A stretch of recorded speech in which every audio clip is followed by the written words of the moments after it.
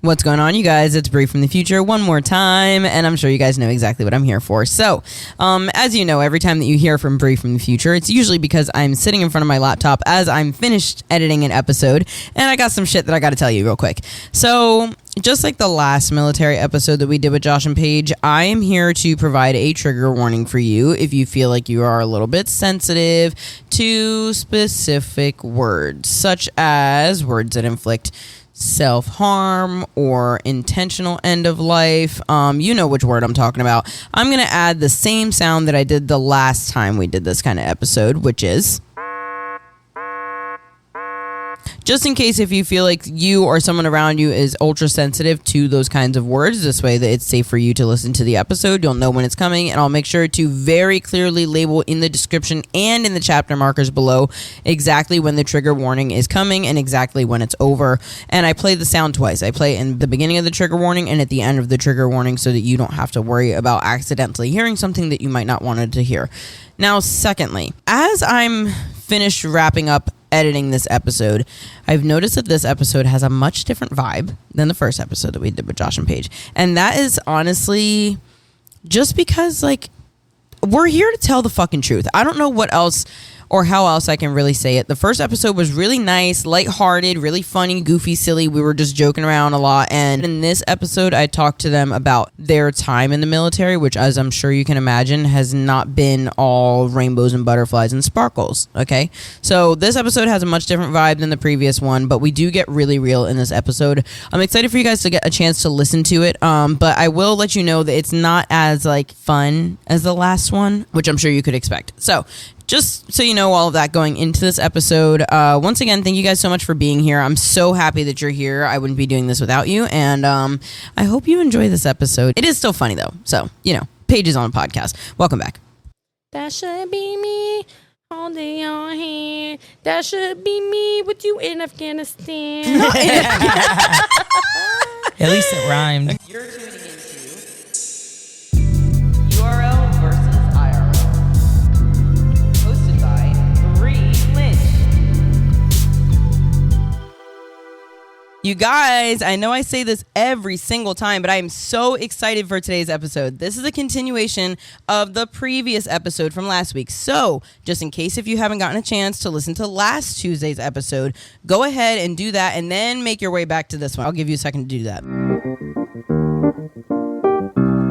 Okay, now that we have everybody here that we're supposed to have here, just to give you a little recap, last week we talked to Josh and Paige about joining the Air Force, and they are back here today. Welcome back. Hello, we're back. You guys want to do you guys want to give the audience a little bit of a recap of what we talked about last week? We talked about getting our booty holes looked at. Honestly, you're one of the funniest guests I've had on the podcast to date. Because I'm unhinged and I'm trying my best. I was like, it's so funny, like hearing her talk about the things she's talked about, knowing she's still in the military. But like, I was so like, let me talk specifically, so like respectfully and right. not And like, I'm like, they not spread our cheeks and they was looking at our assholes. they took flashlights and put it in their assholes. Oh God, it was traumatizing. Yeah, I kind of liked it. You know what I will say? Something that I feel like I recognized from the last episode, even coming into this episode, is what's really nice about me having the two of you on the podcast is that I feel like in the media, military members are portrayed to have absolutely zero personality. Like, they strip you guys from your whole personality and y'all just follow orders and don't do anything else. Do you feel like it's been portrayed that way? Like, do you think give me one military movie? Do you think, like, if you watch a military movie, can or, you like, please people, give me one example of a military film? Fucking no. Like Black Hawk Down. Okay, I'm a lot younger than you. No, you're not. Shut up. I'm a kid. Saving Private Ryan. Saving Private Ryan. Do I think that Bull had no personality? Do you think that Bull had no personality? I think he had a lot going on, and he didn't have time to have personality. That's fucking crazy. So yeah, the media has portrayed the military or military members specifically to have no personality. To basically not be as fucking hilarious as us. Yeah. Well, you know, I think again it goes back to like something that we brought up in the first episode about like why like we call each other like sir and ma'am, or like why we go by last names and everything like that. It's like a respect factor. So like not like I don't mean to say like emotional state is tied to respect factor, but like realistically there is like a respect factor of like I leave my own shit out of it I leave everything Strictly behind. business. Strictly business. Like this is game face. Like when I come to work, this is game face, and all that other shit is left at the door. And actually, funny enough, that's something that we talk about a lot. Like when I was in the service, that terminology was used a lot. Where it's like, okay, all that other shit you got going on, leave it at the door. When you walk through these doors and you put that uniform on, this is who you are. This is what you're here for, and this is what you're doing, and that's it. And that's like the mentality. Yeah, That's I actually was wild. told that today. That's Were a you? damn. Yeah. You need to learn how to leave your personal life at home. And and that's- blah, blah, blah, blah, blah. I said, bitch, you want to get smacked now? That's what I'm saying. Like, and I feel like just from like watching I go movies. home every night. I go home What every is night. you talking about? Yeah, literally. No, but seriously, like I feel like you got like military members are literally portrayed to be so serious and like just Yeah. like intimidating, It's- scary people that do not even laugh at jokes. It's So it's been hard. nice Robots, to have right? you guys on and like you guys are funny as hell. You know what I mean? I wouldn't Thank say you. we. I would say me. But Shut the fuck I up. don't know about getting me. I like to think I'm funny sometimes, but maybe yeah, funny maybe looking. maybe sometimes my jokes fall flat. But whatever, fuck you. No, stop. Oh my god. Let me change the New subject. episode. Change the subject. Colucci and get us. The new ad for this episode is "We just fight," and that's it. That's Could the you whole imagine episode. if all you heard was like us fighting on the ground? Like, and Literally, then in the mic, you just hear like, she put sound effects like. I would upload that Instagram reel so fast. that shit would be funny. Anyways, continue, babe. I'm sorry. That's in part 3, guys. Come back for part 3. Do you guys remember what we talked about in the last episode? The last few things we talked about, I think you asked us about like, was the military anything we like what we expected it, and then you said We also talked about like going to basic training from like day one. Oh, I mean, Getting if we're into the talking about military. like everything, yeah, we talked about going to basic training. We talked about MEPS, which you have to go through before you even get to go to basic training. You have to take your ASVAB, do all the medical nonsense, do your sight and hearing test. We talked about sometimes how the work environment can be like maybe like fractionally. We really talked about it, and then we talked about some of the customs and courtesies that they actually specifically want you to follow, and like the rules and regulations. Okay. Yeah. All right. Yeah. Kind yeah. of. You know what? I feel like in the last episode we really talked a lot about like early military, like as soon as you get in, what it's like to like try to join and all that other kind of stuff. So I feel like today I'm very excited to stop talking and start listening because I have a lot more to learn from you guys. So since we already worked past all of the joining the military questions, Air Force specifically, let's move on to actually being airmen. Lock it up, airman. Lock it up. Lock There it was up. this bitch in my Lock it flight. up. This bitch would be like, lock it up. I you know. guys need to lock it up. Wait, what do you mean? Lock it up basically lock it up means is like a term. shut up. Lock it up is a term that we use where we're all like, lock it up, like stop shut the talking, fuck shut up. the Put fuck it up, away. like essentially shut the fuck up, put it away. It's like yeah. respectfully shut the Like fuck up. you literally, everyone would be like, lock it up, lock it up, And I'd be like, and then sit everybody, the fuck down. everybody would just like be taken away, like. Like, bruh, before we getting paid $5 an hour. Can you shut $5 Can you And shut the fuck up right and now? sometimes you'd be in like settings where it's like, okay, we get it. Like Wait, we so get they it. still yell at you guys just as much even out of basic training as Oh, they do yeah. in basic Oh, yeah. training? As Like, a- do they get in your face and stuff still? I wish the fuck they would. They I wish would the fuck love they to would. try. I don't think I've had anyone in my face since basic training. I did have my MTI in my face at basic training, but He kissed you? shit, he might as well had. I had his spit all over my face and fucking everything. And I think it was just because I didn't know how to make a bed correctly. I swear to God. I went in He during literally got in COVID, my so I had face. the mask. He got in my face and he was like, Trainee Ganesh, do you really want to be here? Do you really want to fucking be here? And I was like, I don't think he said the F word. He actually said freaking. He's like, do you Oh really my want to God, they freaking could've been be more here? intimidating. Bro, they if you can't would've just curse dropped the anymore. F-bomb. No, they can't curse anymore. So they'll say like, "What the piss, trainee?" And that's they'll so say like fucking they'll funny. say like what the piss. They're allowed to say damn. They're allowed to say hell. Like oh damn to hell and like all this like other fluff that surrounds cursing, but they're not allowed to curse. It's so. hilarious. Which I Why? think we talked a little bit about in the first episode, but they're not allowed to curse because it has been linked to some of the triggers that it has caused. Or, like, some of the it's a part of hazing that has led to some people being suicidal. Oh. In basic training and I killing thought that themselves just in having basic PTSD training. came with the service. What do you mean? The PTSD can come through various ways, but that just comes from depending on the job, you know, all depending on the job. Oh, I mean, God. people could get PTSD just from verbal abuse. Like that's not to say that's not a physical factor of it. It's just that like that's specifically why they don't curse in basic training. They still curse, but it's like so Just much not, more like, watered as- down. yeah, And the watered down. yelling, it really feels like my dad yelled at me my entire life, just about like while Your he dad was was raising also in us. the And my military, dad though. was also in the military. He was also a drill instructor for the Navy. And I didn't know that. yeah, at I one did point not he know was a that. drill instructor, and he was very militant. And so when I went to basic I training, know he was on your ass. well, he was on my ass like flies on dog shit. Like it was unreal how he was. Like I'd never met anyone like him.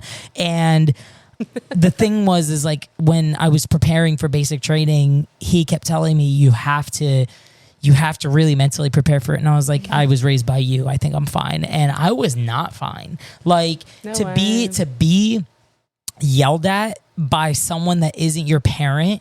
And like for me, this is something that took me years to understand, is that I actually genuinely have an authority issue to listen, like, because I already had an authority issue with my father and both my parents growing up. I broke a lot of rules growing up. I got in a lot of trouble for stupid little things, but like the older I got and when I went to basic training, I was like, oh, fuck, like I'm getting in trouble from someone who has no relation to me at all. And they're cursing me the fuck out, and they're seeing this facade of me that I'm putting on in front of them, and they're calling me out on it. And I'm like, you're really sniffing all my bullshit and calling me out on it. That's fucking crazy, especially when they have no idea who I am. They have no idea who I am. They had no preconceived notion of me. It's not like when you go to basic training, they get a pamphlet on your like characteristics or anything like that. At the most they know is your social security number and your blood type. Swear to God. But like they had no idea that like my temperament and who I was characteristically. And then I go to basic training and they're just like this. They just get in my face and they're like, you're nothing.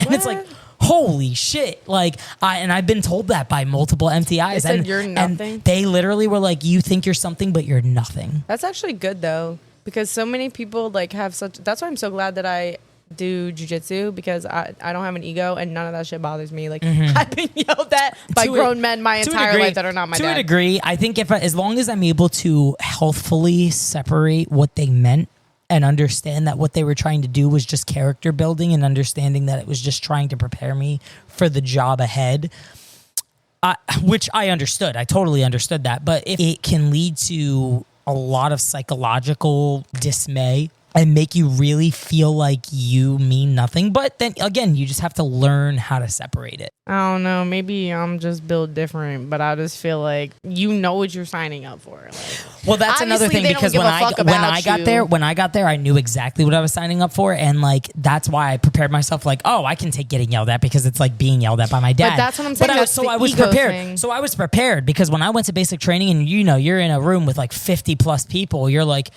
oh my God. Like some of them, like to me in my brain, I was like, oh my God, you literally must have been never told no in your entire life. Yeah. Because they would whine and bitch and moan over the littlest And things cry. and cry over the Literal littlest tears. things. And I'm all about crying over what like you should be crying about, not crying about the fact that you got yelled at because you can't fold a t-shirt. I mean, being yelled at over not folding a t-shirt right is kind I of mean, wild, just but- sometimes they would be embarrassed just getting yelled at. in front of That me. makes sense, yeah. It's just the factor of like you're That shit was- embarrassed. I ate you're, that shit up. That shit You're was so embarrassed funny. about getting yelled at, and then you're crying in front of all these other, like for me, like which makes you look worse, I'm sure. it just makes you look worse. But like I'm not trying to demean like the factor that you're allowed to cry. It's just like sometimes it's just like, ugh, is this necessary to be crying right now when they're just trying to teach you a lesson? Wow. You know, so it's a lot. It's a lot. Well, I have a lesson that I want to learn. Okay, So, go ahead. So I think I tried to ask this question in the last episode, but we got a little sidetracked, got a little distracted. What does a drill day look like? You're asking about drill, like what drill looked like for us, like the Oh, training, drill. right? Yes. Yeah, like training. So for us specifically, when you're a reservist or a guardsman, like drill is your training period. So what drill looks like, it can be a numerous amount of things. It's literally just training for the job that you're doing in the military, and just preparing. Like physical training, or like it can be physical training. It can be a lot of lifting. It can be a lot of moving of things, a lot of like logistical stuff, like moving of equipment and everything like that. Or you could have like CADM that day. Or you can have CADM, which is when like you go to the range and shoot. And you shoot weapons. Or it could be medical. You could be sitting your whole Saturday. Which drill is usually Friday, Saturday, Sunday, or Friday, Saturday, Sunday, and sometimes it's extended to like a week long, depending on like it's 3 days in a row. No, it's normally two or 3 days, 2 or 3 days. But sometimes so it's a weekend. It's not like sometimes it can be a week, depending on the training. If it's like home station readiness training, or if it's just training in general. Wow. Yeah. So they just have you doing all kinds of stuff. Yeah, it's not when I think like it's like drill day or whatever, like in my ignorant ass, I would think like drill sergeant yelling at you all day and y'all are out there in the heat sweating your ass off. People are yelling at you, but it's for stupid fucking reasons. You know, like it's like they're yelling at you because you're just trying to do what you need to do, and they're rushing you. And they don't work. There's two computers in an office full of like 40 people, and they're like, look busy. Yeah, look busy, but like it's busy. It's like what do you fucking mean? Like there's 40 people who need to get trained, 2 computers are working, and then the fucking airmen would screw things up. Logging in, they would fuck their credentials up or not know how to log in, and then they would get locked out of the computer. Even if you are a trustworthy member, even if you're someone like me who works full time and you fuck something up on the computer and it is deemed suspicious by intelligence or cybersecurity or communication squadron, they will fuck you up. They're like, we are locking you out of the computer. You're not allowed to log on, and that's literally half your job. Well, Ganesh, you should not watch porn at work. I know. So they tried to tell me, and I just couldn't help myself. You're so right. Well, next time, don't leave that part out. Right, totally. So yeah, but drill really is just a training period. So it's really just the Air Force's entire mission statement is to make sure that we have mission ready airmen, MRAs. Mm-hmm. So just making sure that airmen are ready to be fit for fighting and combat and going into deployed location and different like contingencies. The thing is that drill is meant for that, and a lot of times we would try to put our best efforts to getting all that training done, but because sometimes it's 1 to 2 days at a time, and it's monthly, but it's 1 to 2 days at a time, not everybody can be there at all times. It is a voluntary service, even though it's like mandatory service. It's what you're doing when you're a reservist or a guardsman. You're like voluntary essentially, but it's mandatory work because you signed a contract. So there's an understanding that you like are in the military and everything like that, and you have to do the work, but you also have to cater to the fact that they're doing this as a part-time service. So it's hard because you're trying to get everybody to be complicit in training and make sure that everybody's up to date, everything is good, because if they're not up to date, then that reflects negatively on you as a supervisor, as a commander of your squadron, and then it makes you look not mission ready, you as an individual and you as a unit, and so that affects deployment as a whole. And you working in personnel and working close to people like who are in IPR and everything like that, you probably understand that. You understand that aspect, that something as simple as not having a cyber awareness CBT can hold you back from a deployment. You just reminded me that I'm behind on my MHQ. Dude, what? That's so fun. Wait, MHQ or MHA? I don't know, the one where they call you and they're like, hey girl, you want to kill yourself? Wait, what is that? Can you explain? PHA and MHA, mental health assessment and physical health assessment. So the PHA is, the PHA is very much so what the MHA is, but they're just trying to double down and make sure you're like being as honest as you can about your physical health and mental health. You know, it's a paper trail. They're able to mentally gauge and physically gauge how you differ from pre-deployment versus post-deployment. So when you deploy and then you come back from a deployment, you're doing nothing but a fucking million assessments and just trying to gauge your mental health, which is, as someone like me with mental health issues, it's great that they do that, but it's a lot. It's very cumbersome. So how often do you get an MHA? It's once a year, every year. Wow. Or depending on mission needs, it could be more than a year. You could get it 5 times within a month. So can you get in trouble for being behind Yes. on your MHA? Yeah, because you can they get want kicked out. You need to be deployable at all times. So when you, like he just said, if your trainings aren't up to date, you're not deployable. And if you're not up to date on your PHA and MHA, they will send you to medical. And if you refuse to get it done, there's a chance that they can start placing paperwork to get you out of the service. Yeah, like dental too. They don't fuck with that. Dental as So well. they'll discharge you for stuff like They that. will discharge you. you. Can get kicked out for dental. You can get kicked out What? for your dental. Yeah, They can't be filling cavities and shit. they bro. can't be We got filling stuff to do. Right, you guys are There's a busy. wider mission that needs to get resolved, and they don't like. You need to be on your shit. That's why dental is a big thing. And if you're not on your dental, if they find out 5 before you deploy that you needed wisdom teeth out, they will stop you from deploying. Yeah. Swear to God. Wow. It's a big no-no. And then if you can't deploy, you are not mission ready, and they will kick you out. Are you required to deploy if you're a service member, no matter what? You're required to deploy, but you can finish your service without ever deploying. And I've met people who have spent 20 plus years in the military, retired with never deploying in their service. Have you deployed, Paige? No. Wow. Yeah. You've deployed. I've though. deployed once. Yeah. Okay, so I have some deployment questions. Can you get deployed even if you're not in active duty? Like guard, Yes. can guard people get Yeah. that? Yes, absolutely. So active duty, just so that everybody understands what active duty means, is like active orders, active service. When you're in active duty, I barely know what this means. Yeah. so when you are a service member, you are given orders. Orders is just a paper trail, like physical paper and online, of your assignment, the job you're doing, your actual job code, like who you are as a person with your social security number, your pay status, your per diem, like all the money that you could be accumulating and making while you're away at It's like this. a big ass receipt. It's a of your big service. ass receipt of your service. Okay. And when you're active duty, you get a set of orders for 3 years at a time, usually 2 to 3 years at a time. When you PCS, permanent change of station, we mentioned that in the episode In the before other this. episode, yeah. When you get sent to your certain duty station, you stay at this duty station for about 2 to 3 years.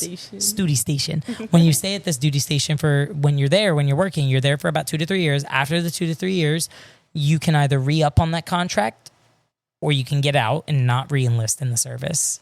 But most service contracts are 4 to 6 years at a time. So technically you would be PCSing somewhere else, but you would have to re-enlist at some point when you PCS. Or you could choose not to, but then you are stuck there for a certain amount of time and then you get out of the military, depending on whether you're active, guard, or reserve. So I want to go back to deployment in a second, but I have a question that just popped into my brain right now. Okay. So if you, like, let's say that you re-enlisted last year, can you, like, well, I guess you have to, like, file to get out of the military. Can you do that at any time, or you have to wait until Can your you get out contract of the is up? military? Yeah. Like, let's say You I was in the military and I just signed my contract to re-enlist. But then you wanted last to get year, out. But then you wanted to get out. and now this year I would like to get out. So yeah. the military has some fail safes, right? The fail safe to that is that the military allows you to only sign a year by year. Re-enlistment. So you can do a year by year re-enlistment. I don't know how often and accommodating active duty is to this, but the Guard and Reserve are very accommodating to this. You could do a year by year, where if you do a year by year, that just means you're on service contractually by year, but you will not receive any of the bonuses that could come from your job frame. So sometimes jobs will give a 15 to 30 grand They're bonus. doing that right now with our job. 30 What? grand. 30 grand, really? But you have to sign for a full But you have to 6 sign years. for a full 6 years. Yeah, exactly. Oh. Or Because you they can't keep people in the job. because their retention is horrible. And so if the retention is horrible, they're going to try to have as many incentives as they possibly That's my can to try to fucking get tax people to dollars, stay, bitch. to try to get people to stay in the service. Lower that, please.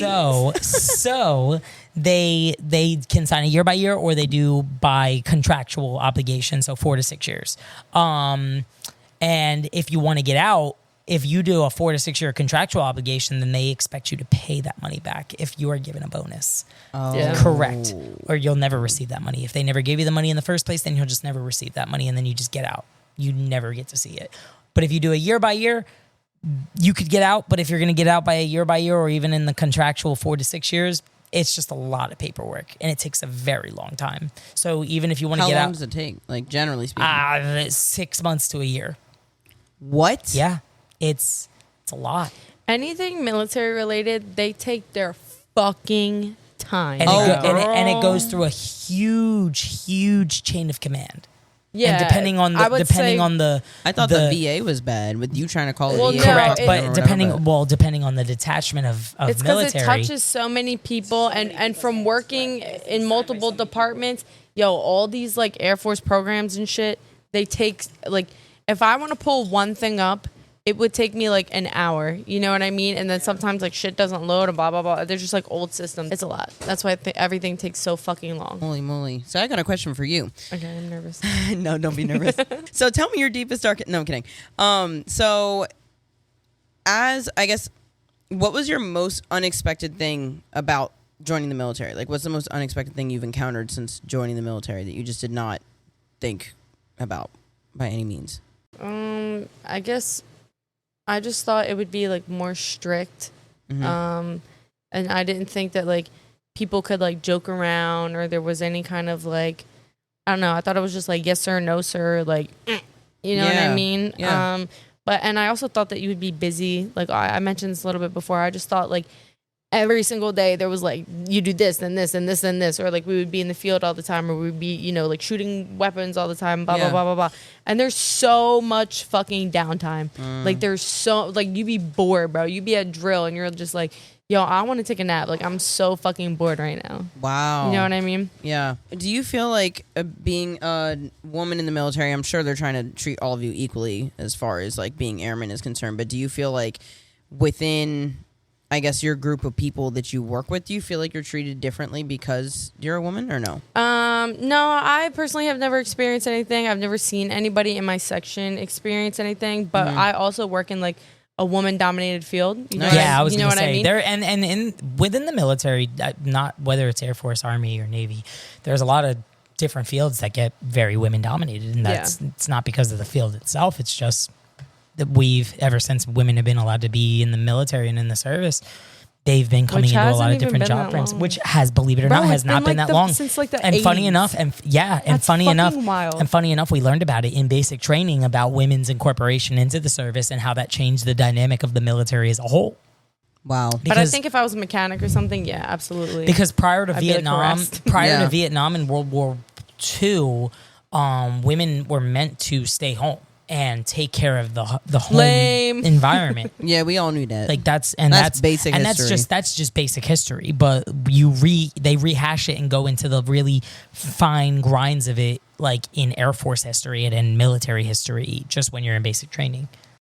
I remember one time I saw, this was not that long ago, somebody was like, there was a picture of one of our commanders and she was like pregnant or something. And somebody was like, how can she be pregnant in the military? American military is so soft. I said, are you fucking dumb, you dumb bitch? There's so many jobs in the military. You think that pregnant lady is on the fucking field? What about all these old ass? Joe Byron is like 99,000 years old. You think these old motherfuckers are out in the field, bro? No, there's different jobs that they can do. But what's funny to me is when people have gripes like that, they don't understand the procedures and protocols that are set up to handle situations like that.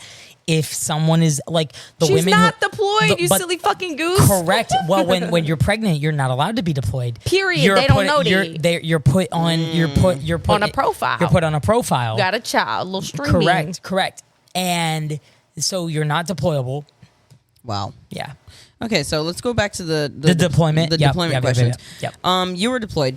Yes, Where were you deployed? I was Thank deployed. you for your service. I was deployed for 6 months. I was in Africa. What does that look like? I want like detail. I'm only allowed to talk about so much of it, right? Truthfully, because the mission they were doing out there was very, very confidential, very secretive.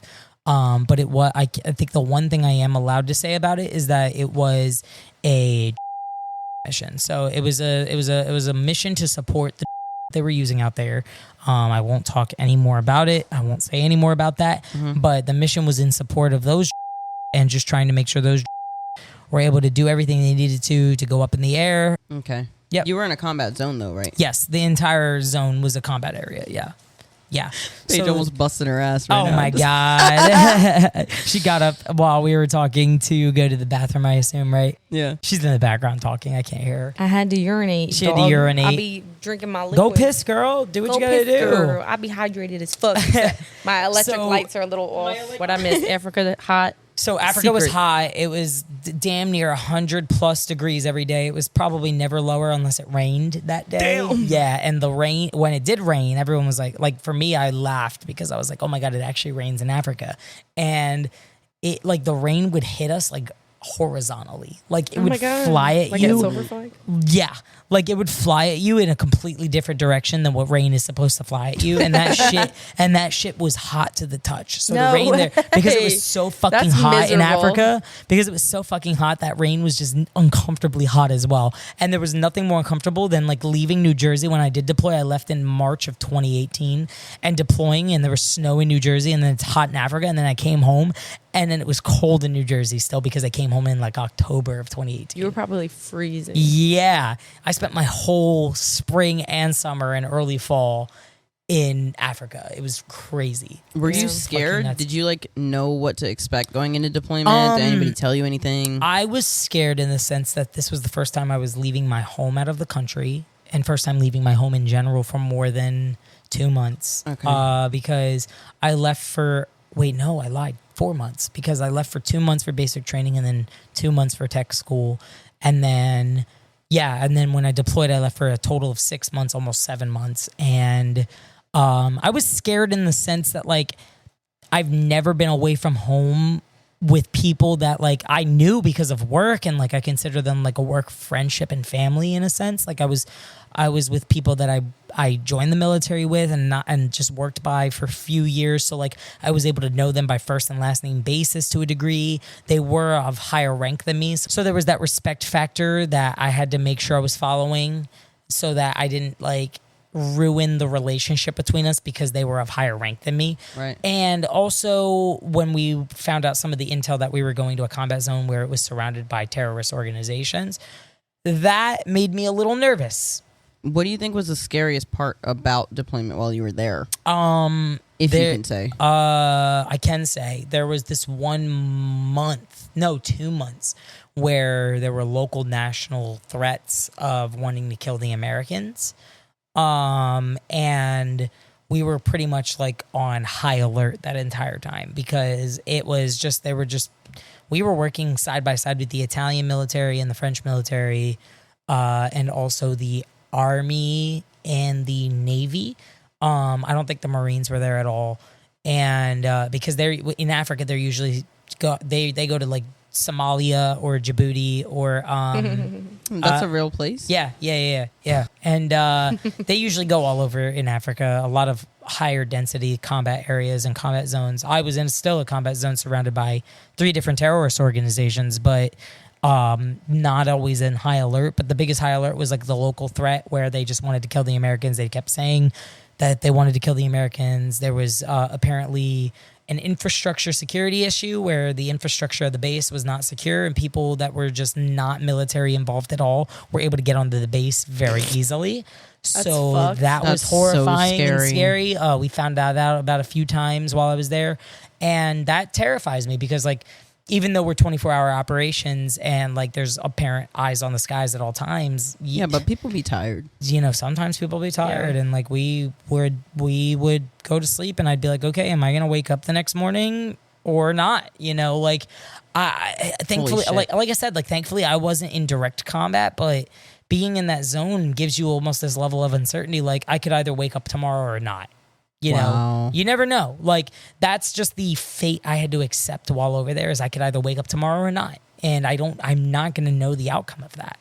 But you were in a combat zone too. And I think that everybody that hears deployment thinks like there's a negative connotation to that, but there's some deployment locations that like it's hard work, but it's pretty like, I don't want to say easy, but it's nice. You know what I mean? Like not every time you deploy is not like no. And that's, you know what I mean? I'm only talking to you about my experience because that's what you asked. But if you wanted the generalized painting picture of deployments vary. I've talked about the differences between TDY meaning temporary duty, and just deployment in general. TDYs, temporary duty, that can just be a set of orders for anywhere between 2 weeks to a month. Yeah, like we're about to go TDY to England for 2 weeks. Yeah, there you go. And that could just be a mission. That's just a mission. You're there in support of a mission, and you're operating for 2 weeks at a time to a month at a time to a few months at a time. That sometimes, most times, does not involve combat. Really? So what can you expect when you like go to England? Do you know what you can expect kind of? Yeah, we're going there so every year we have like home station training where we just learn like what do we learn? So for our job function, well, I'm not in anymore, just so everybody's still aware. I'm talking as if I'm in, but for our job function, this is ridiculous. I need to pay attention. When we serve together, we like build tents and stuff for deployment. Basically, they teach you how to build tents and set up for a contingent environment. They teach you different things like how to use like the mobile kitchen, because how to use a mobile kitchen and cook out there. We do like search and recover. Part of our job is search and recovery, so we'll like go over that process and we'll go over like mortuary lodging. Basically, mortuary every affairs, part of lodging. our job, we just do training related to that, and then training in a contingency environment. But instead of doing it home this year, we're just going to England and doing it. Oh. And that's why they call it home station readiness training, because so you do it at your home station, but it could be at any duty station or location that is approved by the Department of Defense, the military in general. But they just so happen to be doing it in England. Where they're going to be able to work either side by side by another squadron. Yeah, so you can learn stuff from other people. Because there's a lot of value. Hopefully there's some cuties out there. I got British dating on my vision board. Oh my God. Not on the vision board. Shout out to the British people. So temporary duty and deployment can look different in many not always avenues. bad, it's never streamlined to this one specific thing. I got a little bit of a personal question, might be a little controversial. Does the pay change for that? Yeah, depending on where you Depending on where you're going. If you're going to like a combat zone, you're going to get paid more, obviously, because it's not safe. Correct. But yeah. So when I was in a combat zone, they gave us like imminent danger and hazard duty. The only thing they didn't give us that most severe combat zones get is like tax free. So I was still taxed, but that's wild. At the time I cared when I was there because of all the threats we were getting, but like I was also like, we weren't always under threat. Like I could have been in Afghanistan and like mortars could have been flying over my head all the time. My friend is there. But yeah, and like, so but you know, there's so many different avenues of like how it could have happened. I've heard mortars before, but thankfully it wasn't in this environment at all times, and it wasn't like this at all times. But you get all these different pays to accommodate specific situations. So I'm going to be a little nosy for somebody that might be thinking about joining the military, which is not me, by the way. I know it might seem like it with me asking all these questions, but I'm just trying to do the people a service. You know what I'm saying? If in regards to pay, I'm not going to ask how much money you make or like how much money you made. I was thinking the same thing, girl. I was like, how much he made out here? I was going to say, could you give us a percentage in the difference? So yes. So I'll tell you what I got. I'll tell you exactly what I made while I was out there, because it's not going to get me. I'm not going to get in trouble. I mean, you're not in anymore, so they can't do nothing. They literally can't do anything to me. I just didn't want to be, too nosy. But I am. I think somebody would. When I was deployed, so when you deploy or when you go on TDY, your pay, like we've talked about in last episode, is affected by whether you have dependents or not, or whether you're married or not. I was unmarried and I didn't have dependents. So when I went out there, I was also I was an E4. I was a senior airman. That's what I am. I was a senior airman. I was an E4 when I was out there. And when I finished my deployment, I probably made in total about 30 to 35 grand for 6 months of work. God damn. For 6 months of work. Let me get my ass. Many people make that in 6 months. Without having to put their life on the line. Oh, really? So that's well, plain but you're and getting it simple. all in one chunk.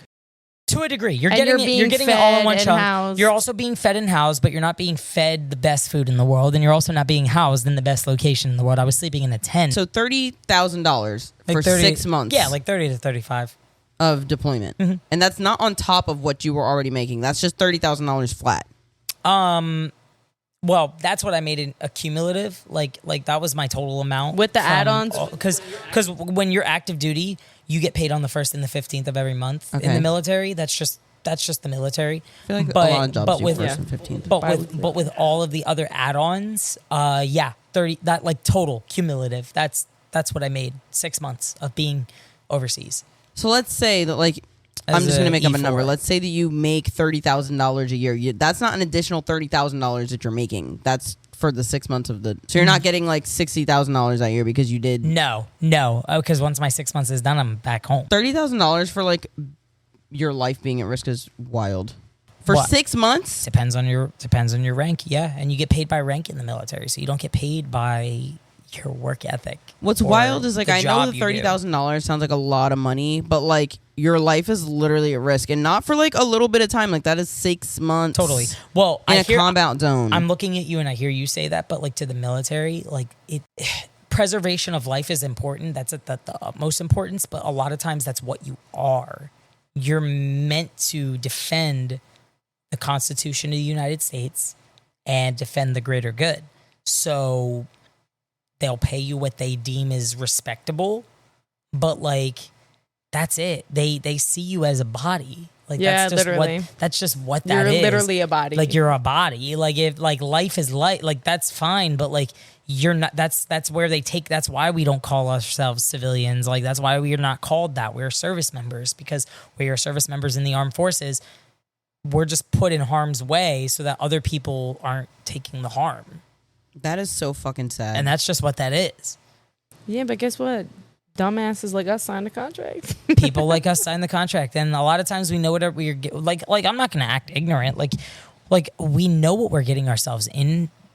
It's just like when you first join, you don't realize it. Like $30,000 can't even buy you a car anymore. No. It's not that. You want to talk tea. You want to talk shit. Yeah. Nobody's joining. I'd say maybe 1% of the 1% is joining for patriotism. You know why we're joining, bitch? Correct. We need fucking school. We want to go to school. We need health insurance. We need stability. We're homeless. Nobody's joining because they're like, I love America. God bless the USA. I joined for stability. I joined because I had no idea what I wanted to do with my life, and I needed a way to pay for college, and like that was going to be the way in. And like I figured, you know what?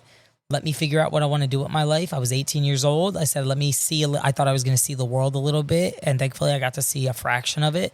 I was going to ask how housing was. That's what I meant when I said, what does deployment look like? I mean, the housing was, it could have been worse. I'm not going to sound like a bitch, but like it could have been worse, but it was a bare base. It was tent city. So you was shitting in them holes? City. No. So we had trailers set up, but they weren't like actual latrines. They weren't actual bathrooms and restrooms in hardened facilities. Like porta potties? There was only 2 hardened facilities, and those were used by the special ops people. And hardened facilities, you mean like an outhouse?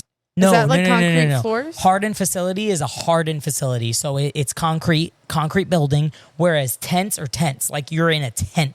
And some of the work facilities were... Like camping tent. Like camping tent, but bigger, like to the military standard. Yeah, like a big-ass tent. We have something called triple S tents, which are just like the tents that you usually see where like they're kind of like, they look like they're in a cylindrical state, like a half a cylinder. Okay, yeah. And they are rounded. And they're elongated, and they can fit about like 20 to 30 people in them. That's what we sleep in, and right? that's what we sleep in. We slept in a tent full of like 10 people, and it was dirty as fuck. There were rats in there. There was cockroaches. We slept on a mattress with no covers. Sounds like my month in Peru. It was dirty. It was filthy. It was not good living conditions by any means. Do you guys actually get bunk beds, or they just make that up? Yeah. Depending on the facility, you got bunk beds. Oh yeah, because I got to fit all them people. Because they got to be able to fit it for bed down procedures. You have to fit as many people as they can, especially if you are a transient base. Where we were in a transient base, so we had people coming from all over AFRICOM. How does that work? Is it like bunk cots? Cots, a lot of cots. Wow. Yeah. How much space is in between you guys?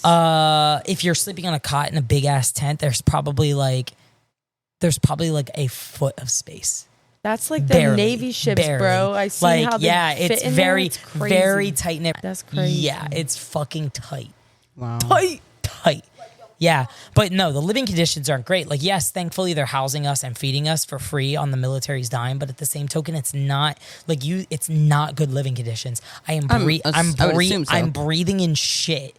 I'm breathing in chemicals. I'm breathing in whatever the fuck is out there, the dirt, the grime, the disease that's breeding out there. I'm breathing all that in. I'm sleeping on a mattress that has not been sanitized, and don't let them fool you. It's not sanitized at all. Yeah, nothing. You got hospital corners though, right? No. You probably didn't even have sheets, bro. The hospital corner. You did not have sheets. The hospital corner. Literally, it's a mattress. I'm telling you, they put you out there on a mattress with no sheets. They tell you to bring your own bedding or purchase your own bedding for you to put out there and ruin out there. But no, you are given nothing. They don't give you anything out there.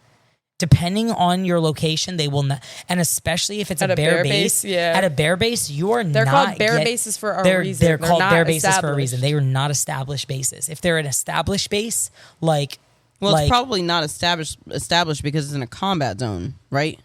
Like, why would you want to be established there? Well, no, that's not true. Some combat zones do have established bases because they've been there for many years, especially since after 9/11.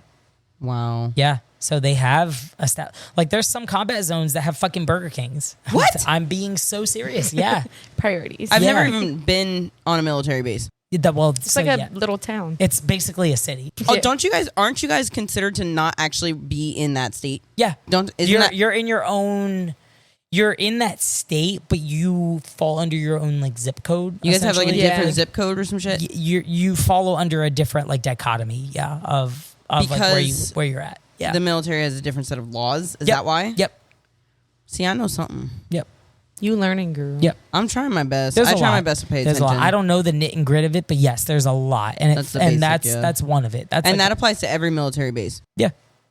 And every military base is different. There's regular bases like refueling wings and regular bases, and then there's That's what we are. That's what we are. We're And refueling then wings. there's also alert facilities and combat facilities and nuclear facilities. There's a lot. There's a lot that people don't realize and don't know actually when it comes to the military. Even me, and I work there. Yeah.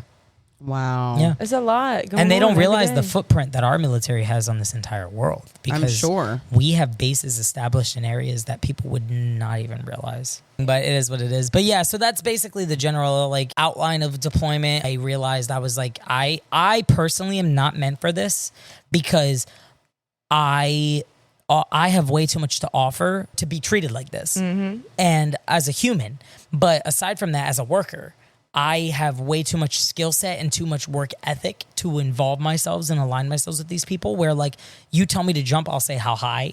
Whereas like there were people in this unit where like the work is supposed to be selfless and you're supposed to service before self in this job function and in this branch specifically.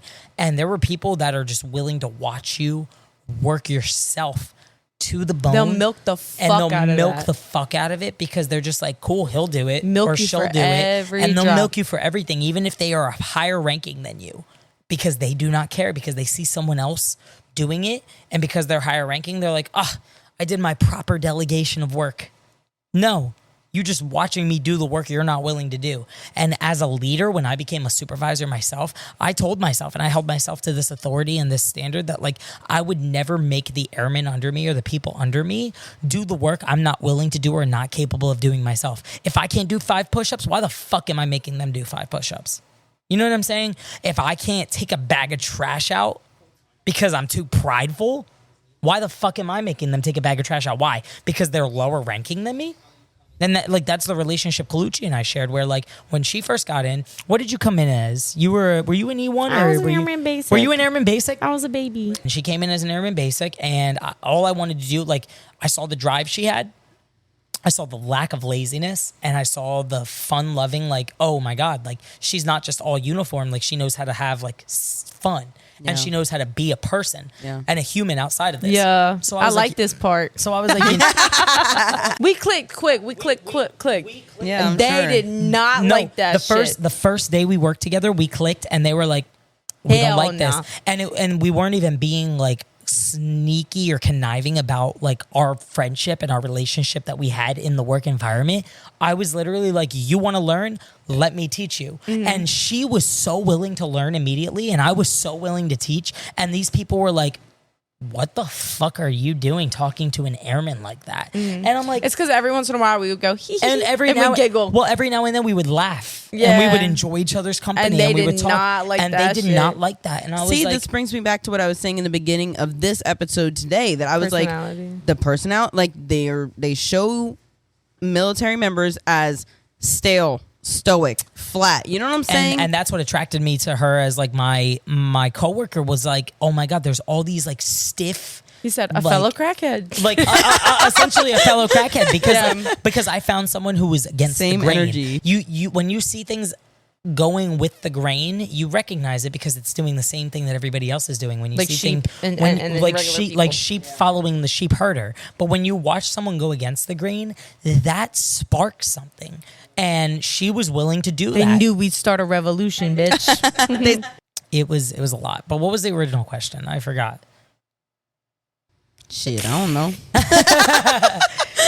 But yeah, it was a lot. It was a lot. And I think just establishing our friendship when we first like became friends, like it was so cool to see someone of lower ranking like come Hey, yo, in. you keep throwing this fucking rank shit around. Like, chill, bro. I'm doing this. Well, I'm only throwing that around This because plebeian, lower ranking peasant, poor. So when you join, like most people are like scared because they're like the military, blah blah blah blah. well, And, they like, walk on eggshells. They absolutely I was walk on eggshells. respectful, but I'm not like a pushover or like a bitch. Like Right. I'm not just because you're wearing a uniform. Like if you tell me to slap Jessica, I'm not fucking doing that. You know what I You mean? need to Like, give me a good fucking yeah, reason. Like Yeah, I'm yeah. not a sheep. Like you're gonna respect. If you're a master sergeant and I'm a fucking baby airman, that's fine. But you're gonna respect me. You're gonna respect because it goes me. both ways. It goes both ways. Yeah. And the way the military works is it's not that way.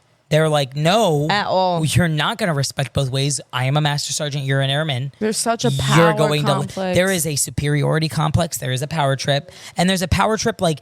No matter how many times you can talk about, don't let the power get to you. Don't let the power get to you. It's Don't let human power- nature. It's human nature. The power gets to everybody in the military because they give you a lot of responsibility. There's a lot of protection. When I became an NCO, I was given my first responsibility as an NCOIC and NCO in charge. Like a month after putting on the rank, and I was in charge of so many airmen, like 5 to 10 airmen in a mortuary mission, and it was a lot. Like I've never done anything like that before, and it was so hard. And I won't talk much about that, but like it was hard. It was very taxing on my mentality and mental health, and on my being as a whole. And then Can I ask how long your mortuary mission was for? Well, the mission lasted for months, but I was only there for about two and a half. Right? It was during COVID. Yeah, so it was and I was crazy. only there for about 2 to 2.5 weeks because I couldn't take it anymore. I was losing it. I was losing it very bad. Yeah. Yeah. Damn, I'm So really it was sorry about no, that. don't be sorry. It was just hard. It was just literally, hard. like, honestly, I feel like this has been such a wild difference from the first episode that we did together to now part 2. Like, the first episode was really fun to like learn about all this kind of stuff, especially Yeah, as like this joining the one's military and stuff. I like am heartbroken over here. Like, I'm listening to you talk like a lot, but like I am honestly a little speechless and very sad. We're not like, something I wanted to mention in the first episode, like people listening out there can take this with a grain of salt because like we're not here to deter people from like joining the military. No, we're not but here this to, like, is- we're not here to change the mindset of like, oh, I wanted to join the military my entire life, and now I'm hearing Josh and Paige talk about it, and now I don't want to join. But like, no, but this is the reality that people are not being told about, and that is the reason that I am doing what I'm doing, because you are spoon-fed information, like because of the media, because of social media, like the internet, fucking movies, TV shows, whatever, and that is not actually what you're getting yourself into. And I feel like it's important to get the truth, and we are not given the truth ever anymore. Because this is just a certain portrayal, and even though this is a really shitty portrayal, And keep in mind, we're at one base, and we're at one base out of that's the fucking toxic. hundreds of I've heard of my bases. friends and shit be like, that would never slide at my base, blah blah blah blah blah. So just keep that in mind. Just keep that in mind. Like, we're not trying to tell you don't join, but if you're gonna join, do your research. And like mentally prepare yourself for like. I feel like a lot of this stuff that we're talking about isn't even out there, though. But no, it's not. And like there's always this analogy out there that they always say like, don't worship. But the opinions aren't. You know what I'm saying? Like the experience isn't what you get to. Thank you. The experience is like not what you get to read online. You don't get to hear people's experiences and like people's opinions and that kind of thing, and like what they're really, really going through with this kind of stuff. You don't get to hear people's stories. You just get the facts. Like you get the like you get paid this amount, and basic training's this long, and blah blah blah blah blah. Right. Well, you do get the facts sometimes. You do get what the reality of it is, but I feel like you have to look deep. Like you got to go on Reddit for that shit. You know what I'm saying? That's not the problem. No one's listening. No one's listening. And you ain't lie, bitch, because passive I'm not leadership. lying. No one's you need something you need to understand, and I'm talking to you, Bree. No one is listening. They are, but what you mean? We got 50 people listening right now. it's hard because there's veterans out there that are homeless. There's veterans out there that are struggling. There's people out there that are just absolutely struggling from the time they had in service and talking about some of the horrors. There's whistleblowers talking out against the government and the military. That's why the military has the Whistleblower Act to protect themselves in case whistleblowers try to speak out about certain Googling things. whistleblower. And read it to us when you get it. The problem is that they can say what they want to say, but a lot of times it just goes over everybody's heads because they don't care and they don't realize the impact that the military has on the security of the nation because they don't care. No one cares. A whistleblower is a person who informs on a snitch. Not necessarily a snitch, but a snitch. A snitch. No, it is a snitch. It's a whistleblower is someone who spills confidential to top secret information about a specific entity.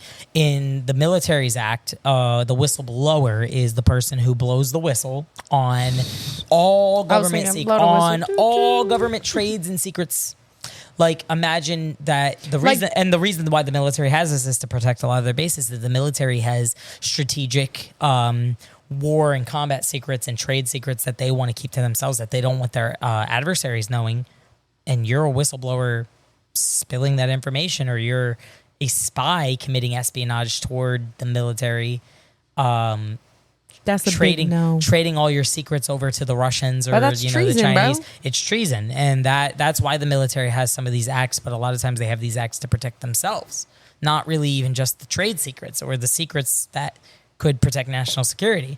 So I mean, it's hard. It's hard. It's like there's people out there trying to spew the information. It's just who's listening. Wow. Who's actually listening? That's why there's so much. That's why there's so mental much health issues that's and blah why, blah blah blah. That's a lot of the escalation of mental health issues is like,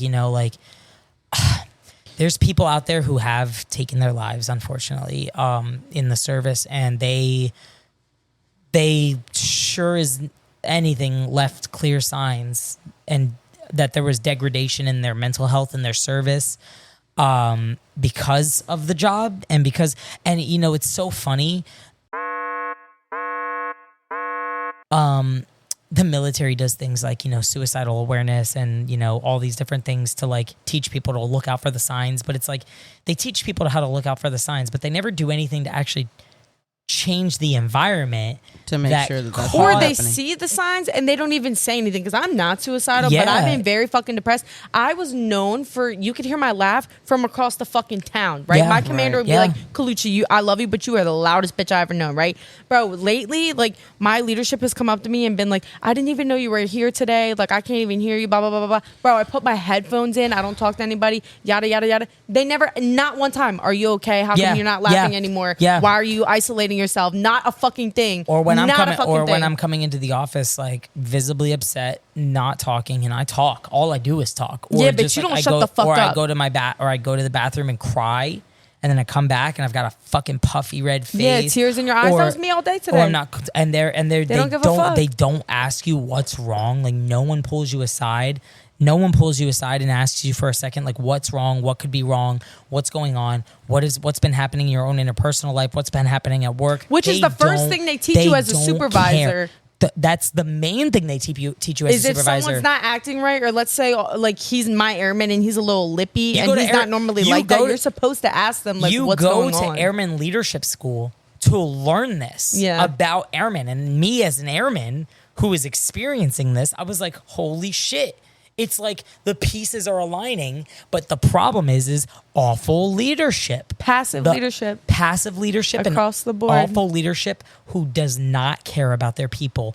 And that, you know why? Because you're so replaceable in their mind. Yep, absolutely. Like, no, suicide is so sad, but okay, people are always going to join the military. There's always someone else to fill it. It's like, what's that guy named? But yet they're having a retention problem. How funny. How funny. And I scoop. One, and the world's getting crazy now, too. People and the world's like, getting crazy. Hell no, I ain't joining that shit. Yeah. Mm-hmm. Wow. How do you, sure, this is a very loaded question, but how do you feel like the military has affected your mental health since joining?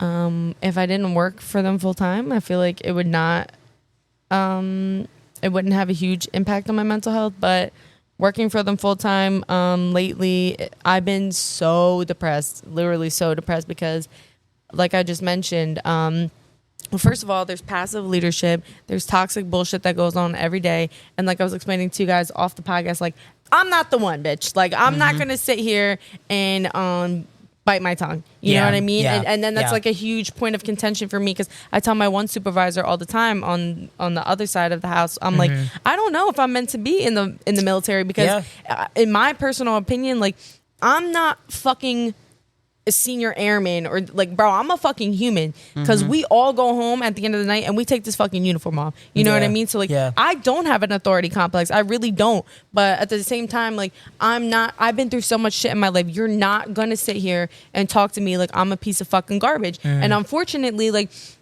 you know, everything I've been through, I'm very strong. I thank God for that every day. Not everybody's like that. Not everybody is going to defend themselves. You know what I mean? So I think that, it's scary. It's really scary, especially people that are like active duty, because I was telling you guys before, like, we're in the Guard. We get to go home every day. You know what I mean? Active duty people, they could be stuck at that base with that leadership. For years. They might not have a car. For years. Like, for years, and they can't go anywhere. You know what I mean? So it's very easy to understand, like, how people can get like depressed and suicidal. And That's to piggyback off of that. That is like everyone, their jaws drop when they're like, "Oh my God, there was a suicide in the military." Like, no fucking shit. Yeah. No fucking shit. The Army's the worst. They treat their people the worst. And the Army treats their people That's like garbage. shocking. I would have assumed it was the Marines, but that's just because they're scary. The Marine, or they're portrayed as scary, I should say. But they have a tight-knit morale, like a brotherhood. The Marine is like their family. The Marine has a family. The Marines have a family, and like some of our Marine friends will tell you that it's the shit that they go through that really fucks them up. Well, what's wild is like hearing you guys talk about how you guys are treated and how people are not checking in on you guys, and it doesn't matter if you're acting differently day to day. I feel like, you know, you hear that like it's a brotherhood, you know what I mean? And like you would think that that's how it is across all of the branches, but clearly it's not. And I mean, I'm sure if I talked to a Marine, like they would probably say, yeah, you know, it's portrayed like that, but sometimes it's not always like that, you know, whatever. But like, but what you have to keep in mind is that, like, first of all, it's a job like any job, right? With humans, human nature, greed, power, corruption. In the military, you're protected. Yeah. If you're a master, it's like, you get what I'm trying to say? Like, if you're a master sergeant, you're a master sergeant, bro. They're going to pretty much automatically agree with whatever you say because you hold that rank. You know what I mean? And that's the scary part about it. Someone higher than you is speaking. It's challenging you, Correct. So, Josh, you specifically, now you are in the military, now you're out of the military. Still on the mental health topic. How do you feel like your mental health has been in comparison? Like, let's say before you were in, as you were in, and now that you're out. So before I was in, like, I was always a very like stoic child, like very depressed in nature kind of child, like growing up. But the thing is that like going into the service, like, I wasn't having thoughts of suicide, and they have that on paper. And like I never saw a therapist prior, so like there's no paper trail or anything, any evidence to suggest that I was suicidal in the past. And I'm telling you right now that like I didn't have any of these like notions or any of these characteristics to observe with before I joined the military. When I first got in the military, my first couple years, I really wasn't sure I was made for it, realistically. Like, I know my dad was a militant man and he taught me all he knew, but like there was a part of me that only wanted to like make him proud, but like not really sure that I could really hold my end of the bargain, you know? Like, even though like I knew I went for my own specific purpose to like get school done, figure my life out and figure out what the fuck I wanted to do. First couple years were very rough for me. Then I put on senior airman, which is E4 in the Air Force, and the whole spectrum kind of changed. I felt proud. Like, I felt genuinely proud of like the accomplishment I had achieved. And like, I had passed all my career development courses with my job. I was being put in charge of like certain things that like an NCO would be put in charge of, but it was like kind of like a taste of what an NCO would do. And I was just like, people were really like hyping me up and like saying like, you could really be the next person in charge of the squadron. And like that really made me feel good. And then like when I put on staff sergeant in 2019, I say that was my downfall. Like that's what led to my demise in the Air Force and the military in general, because like I am not a very power trippy person. I don't like having power, but when power is handed to me, I like to try to use it responsibly. And yeah, you were saying that earlier, which I commend you for that. And like the thing is like I had a lot of responsibility put on my plate immediately when I got put on the NCO spectrum and put as a staff sergeant, and then or got promoted as a staff sergeant, and then I saw a change in dynamic in my leadership. Like they knew how hungry I was, and like my work ethic was not wavering. Like I was still working just as hard as I ever would have. But they would just treat me like garbage. Like they just continued to treat me like garbage. They didn't like the way I taught. They didn't like the way I taught anything, even though the people in the entire wing that I was working for loved how I taught. We loved you, and bro. loved how I worked and loved how I operated. Because you connected to the people. I wasn't cutting corners. I did the work the way it needed to be done. I never cut a corner. I always worked to the highest that I could. If I made a mistake, I owned up to that mistake. If I made a mistake. If I didn't make a mistake, but it was being pushed onto me like it was my mistake, I owned up to it. Because what else was I going to do? Otherwise, I would have looked like a staff sergeant trying to dodge my responsibilities. You know what I'm saying? And it made me feel like shit. So I was like one of the biggest terms I used to use when I was in the Air Force was like, I'm damned if I did and damned if I didn't. Because I could walk, step, breathe, look any direction while I was there, and I was getting in trouble all of the fucking time for breathing the wrong way. But when I was a senior airman and an airman in general, like I was never put into that situation. Like I was never put into that situation where I felt like no one around me cared, or everyone around me was disrespecting me. It like as soon as I put on that rank and that stripe, it just changed the whole spectrum. So for my mental health, it degraded. Like it continued to degrade year by year. And then I spent 8 years in the Air Force, and I feel like my mental health has never been worse in my entire life. Like at 28 years old, yeah. Even getting out. Yeah. You think it's still affected by your time? Yeah, absolutely. It affects. Did you feel a sense of relief when you got out? Did you have like a momentary sense of relief? There was literally a fraction of relief, and the fraction of a relief was like, I don't have to deal with these people anymore. I don't have to walk on eggshells. I can do whatever the fuck I want and not face repercussions. I was a civilian again. You got to grow out your beard. I could grow out my beard. I could smoke weed. Yeah. There was just so much dumb shit that that was restricted to me that was restricted from me, but also there was so much dumb shit that was held against me that all it took was wearing that uniform for them to do that against me. And then I got out, and that sigh of relief was like, oh my God, it's actually my life. And I get to do whatever I want.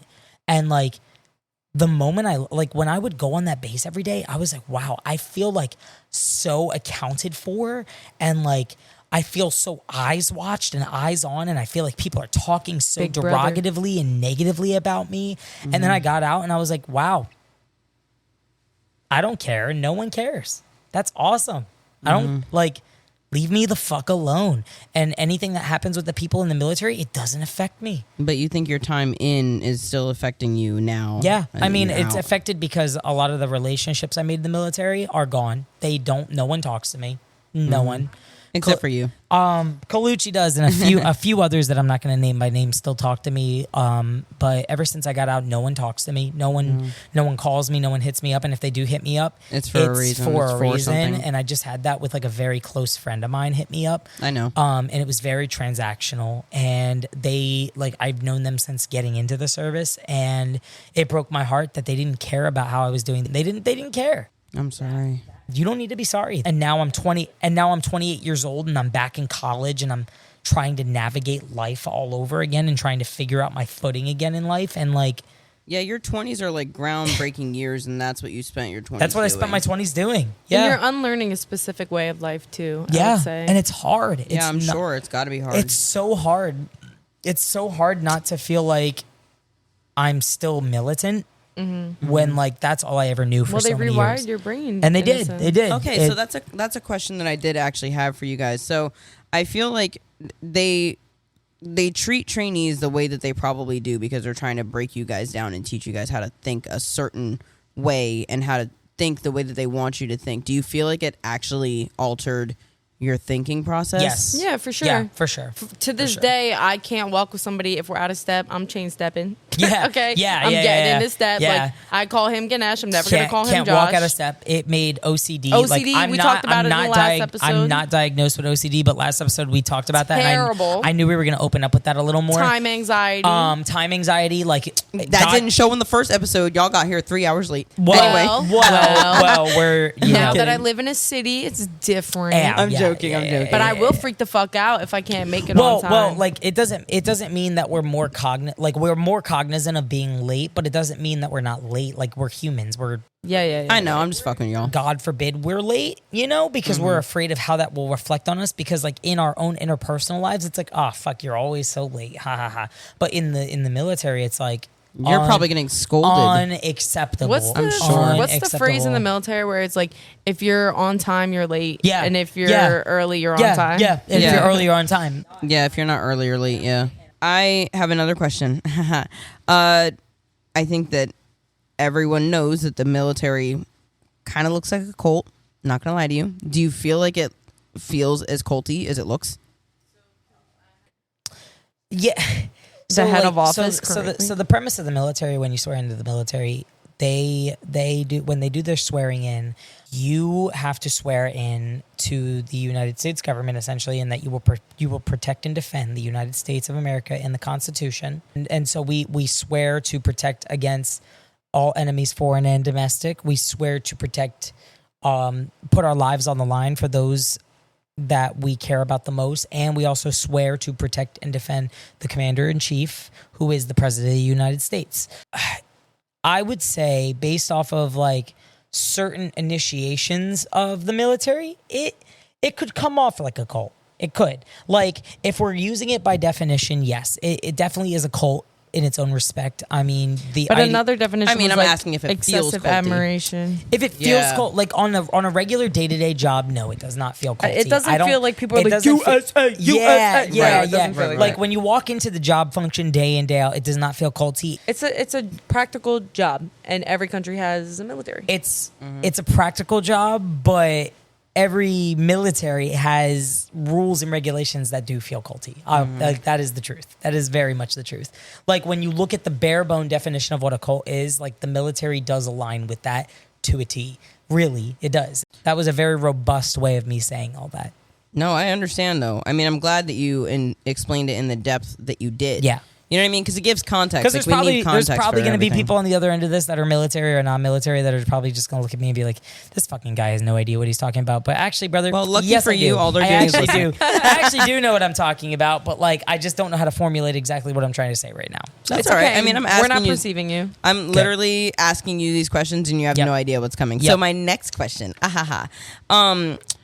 if somebody was telling you that they're thinking about enlisting, what would your advice be for them? I would ask them why. Research, brother. I would ask why, but research. First, I'm never going to deter someone. My nephew joined the army, and me and my family are so proud of him. Well, my why was because different branches offer different things. Yeah, it depends what you want out of it. Yeah. Are you trying to go to school? Are you trying to travel? Are you trying to, I want to fight? You know what I'm saying? Yeah, Like, you're only going to get what you want to get out of it. But at the same time, like, just fingers crossed that you don't get really shitty leadership. That's it. I say research because know what you're getting yourself into. Know what kind of jobs are being offered to you so that you don't just like show up to a recruiter and they're feeding you all of this bullshit because of retention reasons and they just want to get people in because that's just what their job consists of. Yeah, and I would say don't feel pressured by a recruiter. Do they get commission from that? No, but they get accommodated and recognized for it. And it's their job, bro. If you're not recruiting anybody, it looks pretty bad. If you're not recruiting anybody, that reflects poorly on you. Mm-hmm. So they're thinking that you're doing something wrong. So if you're not recruiting anybody, they're like, oh yeah, you're obviously horrible at your job and you have no means of understanding what retention is, so we're going to get rid of you. And that's their bread and butter. That's their livelihood. They might end up not end up like wanting to stay in the military themselves if they can't recruit anybody. It's like a surgeon and all your patients are dying. It's yeah, like, literally. Right, it's like something's not right here. So, but realistically, it's just do the research, understand what you're getting yourself into, because the one thing you always hear, everybody's like, recruiters lie. And it's like, no shit, they lie. But people are like, yeah, no shit, they lied. But the research doesn't stop after you enlist. You know what I'm saying? Is there anything that you guys want to say that I haven't asked or you haven't gotten to say or you haven't ever said? Yeah, there is, especially in this day and age, there's so much shit There's on so the internet. much resources out there that can protect you and help you understand what the military is. Yeah. Back then, there was not. Now you have nothing but resources that can show you what it looks like. They can't give you a day-to-day because of OPSEC, but like you'll know at least what you're getting yourself into, and you're honestly ignorant for not putting yourself in the position of power. Because there's probably a YouTube video for that. Let's be for real. Oh my God, there's YouTube videos that show you what basic training looks like. The exact like fitness things that you do at basic, they have it's on YouTube video for there's that. Instructional so you can literally guides. work out before you go there.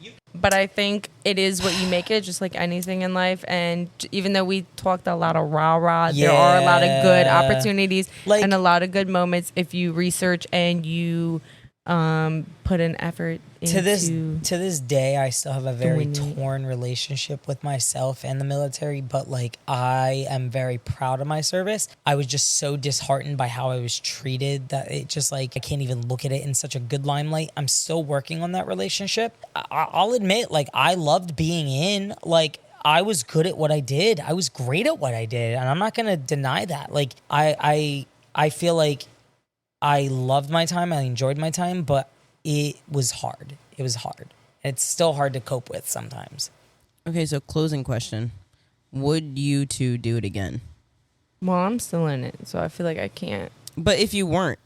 That's a polarizing question for me because I feel like I have no regrets. I've never changed anything in my life because everything I do has made me into the person that I am. I can't answer that because, when I joined, I was, homeless. I was, looking for stability, blah, blah, blah, blah, blah. So, if I knew the things that I knew now and I was going to make the same relationships, yes, of course. I met Ganesh as one of my best friends. I met you through Ganesh. You know what I mean? We opportunities to do shit like this. All of that made me into the person that I am today. Highs and lows, anything in my life. You know what I mean? I wouldn't change being homeless. Maybe I would change that. But you know what I'm saying? Like everything made me into this. So yes, I would do it again. Mm-hmm. But will I re-enlist? No. Hear that. I've already told you this off mic and off camera. If I had a chance to go back, I would have never joined. But I'm very happy I did. Nowadays, there's a lot. I have to look at the brighter end of it. Like, there's so much good that has come out of it than bad. But, like, there's still so much bad that has come out of it. So it's hard to ignore that. But at the end of the day, I am proud of the service I did. I'm happy I did it. But if I could turn the hands back, I can't say I would have done it. And honest to God, I didn't re-enlist. I didn't want to do it anymore. So now, yeah. Wow. Yeah. Damn. I hate to do this to you guys, but again, thank you for your service. I was just thinking, and I'm proud that we Are we at the end? Are we at the end of it? We are at the end of it. All right. Yeah. So how are we feeling? I am not even going to be able to outro this in real time. There's no way. I have so many thoughts in my brain that I need to collect myself because it's a lot. I know, what the fuck? Who pissed in our Cheerios today? I'll leave this short, but the entirety of these like what we've been talking about has seemed like more on the darker and not so optimistic side of the military. But we are talking about the URL versus IRL. Correct. And, Thank you. And yes. that's the thing is like we have to talk very candidly about the like what we've experienced and like this is what people don't get. This is what people don't get, and this is why I made this podcast. And I would hate to talk so highly and so like good about it, and then people join And they're like, this is ghetto. And they're like, this is ghetto. Is the money worth my sanity? It's Because not. now I'm like, It's I'll not. drop it that audition and go right to Africa. Exactly. And so like Reconnect with there's a nature. There's a point where you have to realize like the money's not worth that. Like these people make you want to fucking cause some drastic shit to yourself. In my opinion, you guys are not getting paid enough money. No, like literally yeah, learning how definitely much not. money you made Definitely on not. deployment for 6 months is wild. You can't even buy a car for $30,000. Are you fucking kidding me? I know. Yep. It's a way to have bodies that aren't called citizens and then put them in an environment that can kill them and pay them very minimal dollar, considering that the military gets a enormous budget. Don't we have the highest disrespectful. paying military? Well, highest We're the highest budget, paid military in the entire like the world. highest budget. Yes. But we're very severely talk about a country And that then we're cares sending all so of our little. money to fucking everybody else. It's like, Yeah, sis, talk about a country wake that the cares so fuck little up. about its people.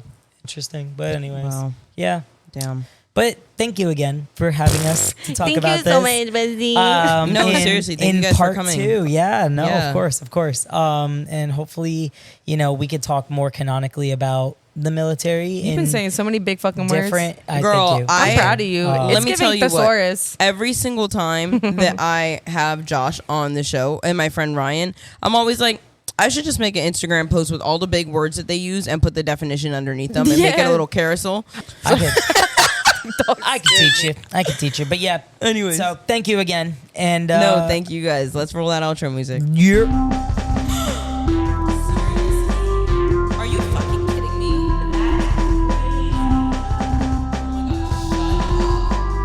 No way.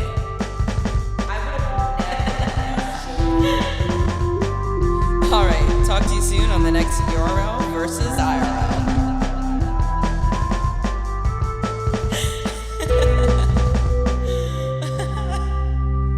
Oh my gosh, what did I tell you? I told you in the beginning of this episode that this was not a lighthearted episode like the last one.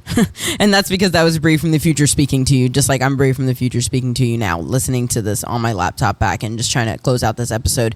You guys, I can't promise you that every single episode of this podcast is going to be like hilarious and lighthearted and funny. I just can't, because the premise of this podcast is to take the things that we're seeing in the media and online and bring them back to reality. This is URL versus IRL. We're talking about the shit that we're seeing on the screen versus what this shit is like in real fucking life, So I'm glad that Josh and Paige were able to come back onto the podcast today, and they were so willing to really speak their truth on their experience with being in the Air Force and with the military in general. I'm so grateful for the two of them for coming on the podcast and being as honest and vulnerable and just transparent as they were, because I feel like this was a super educational episode. Like I said, I'm sorry this wasn't the most lighthearted and it wasn't silly goofy like the last one, but this is the real shit, you guys.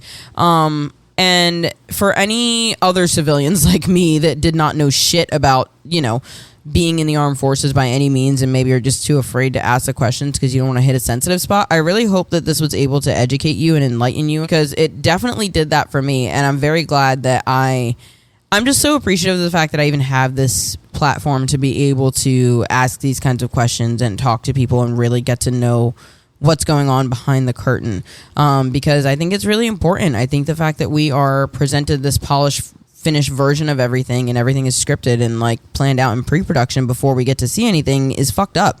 And I think it gives us an unrealistic expectation of what reality is going to be like. And I don't think that it's fair. So, quite honestly, this episode was heartbreaking for me. Like, just listening to Josh and Paige talk, especially because I care about both of them as much as I do.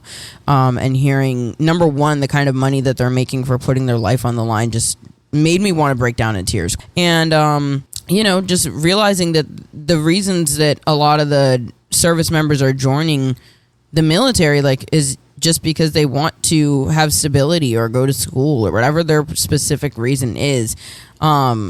It's fucked up. And for those of you that might be service members or might be veterans or were at one point in the service, thank you so much for your service. I know that at the end of this episode and the previous one about joining the military, we kind of made a little joke about thank you for your service.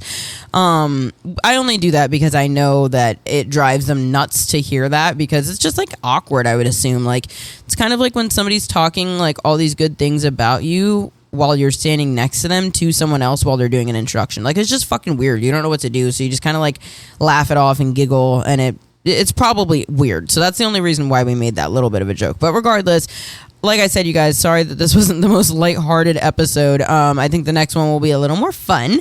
But thank you guys so much for spending your time with me and listening to this podcast today. I seriously would not do it without you guys. I'm so, so, so happy that you're here. And again, I'm always blown away at the fact that you would take the time out of your day, no matter what it is that you're doing, to listen to me and my questions and hear my voice and let me make a little bit of an impact in your life. So I really appreciate you guys for that. I love you so, so, so, so much more than you could absolutely ever understand. Please feel free to reach out to me on the Instagram or reach out to me on my personal Instagram anytime you guys want to talk. I've gotten some really cool feedback this week. I've gotten to hear from a couple of you, and it's just... it just makes my heart so full, and I really, really, really appreciate you guys so much. So like I said, again, I wouldn't do it without you, couldn't do it without you, and I really appreciate you guys so much. So thank you so much for listening to URL versus IRL. I'm going to leave everything that you could possibly need in the description below, as I always do. And to finally close out here, I'll see you guys next Tuesday. Bye.